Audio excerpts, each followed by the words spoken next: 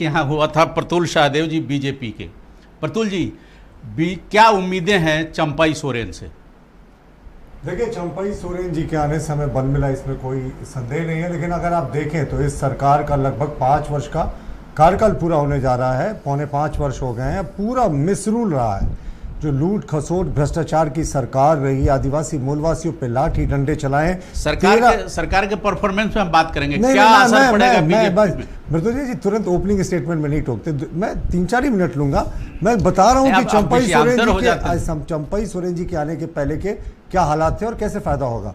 मैं फिर से कह रहा हूं, ये लूट और भ्रष्टाचार की सरकार थी साहब। एक पूर्व मंत्री जेल में है, मुख्यमंत्री जेल की सैर कर चुके हैं और वो दोष मुक्त नहीं हुए, सिर्फ बेल पर बाहर है। पूरे तरीके से लाठी डंडों वाली सरकार थी। 13 बार लाठी चार्ज हुआ इसमें, जिस बार 3 बार सिर्फ भाजपा कार्यकर्ताओं पे, पारा शिक्षकों पे, सहायक पुलिसकर्मियों पे हुआ। तो चंपाई सोरेन जी कोल्हान से आते हैं।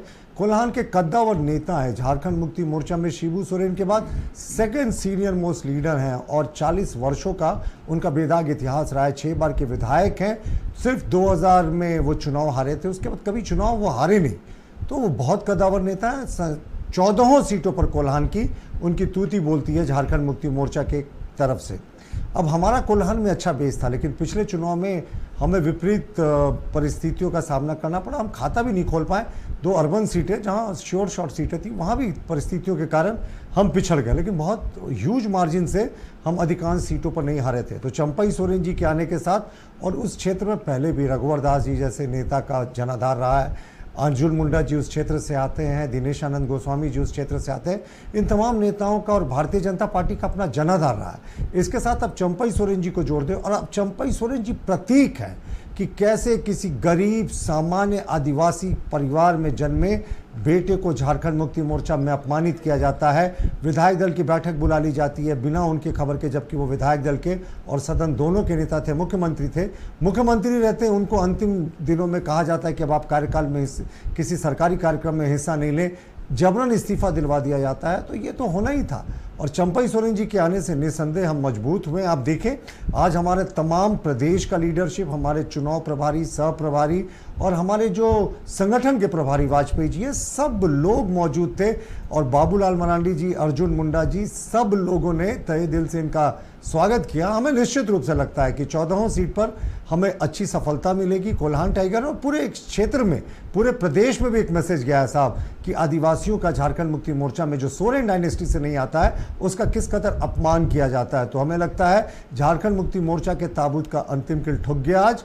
और जिस तरीके का स्पॉन्टेनियस जन समर्थन उनके साथ आज उमड़ा, और ये तो झांकी थी साहब। उन्होंने स्पष्ट कहा आज कि मैं बड़ा एक रैली शीघ्र करूंगा कोल्हान क्षेत्र में, जहां मैं भाजपा के शीर्ष नेताओं को, केंद्रीय मंत्रियों को भी आमंत्रित करेंगे। तो ये तो झांकी थी। अब मुझे लगता है अगले 15-20 दिनों में एक महारैली का आयोजन होगा, जिससे ये साफ हो जाएगा कि झारखंड मुक्ति मोर्चा की जड़ों को उन्होंने हिला दिया है।